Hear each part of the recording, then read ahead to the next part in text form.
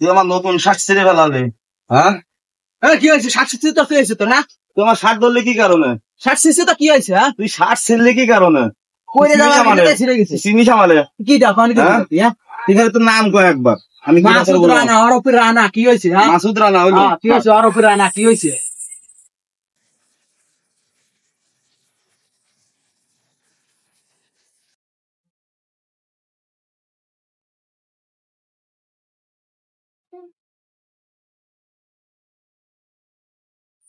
তুই আমার এই দেখাইছিলি, আমার বুঝ কেমন লাগে। পলাইলো।